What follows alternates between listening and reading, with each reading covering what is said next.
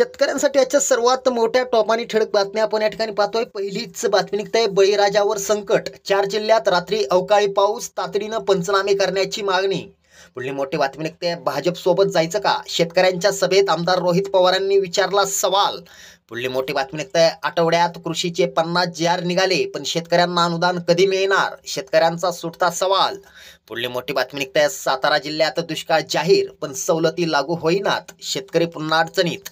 पुढली मोठी बातमी निघते, 8वी पास शेतकऱ्याचं जुगाड, बनवली विजेविना चालणारी पिठाची गिरणी, देशासह परदेशात ही मोठी मागणी. पुढली मोठी बातमी निघते, अखेर कापूस बाजारभावाची 9,000च्या दिशेने वाटचाल, शेतकऱ्यांना दिलासा. पुढली मोठी बातमी निघते, उन्हाळी कांद्याला मिळाला सर्वाधिक 3,001 रुपये भाव, शेतकऱ्यांना दिलासा. पुढली मोठी बातमी निघते, दूध उत्पादकांच्या खात्यावर अनुदान जमा. पुढली मोठी बातमी निघते, देशातील भाजपचे सरकार शेतकरी विरोधी, सचिन पायलट यांची टीका.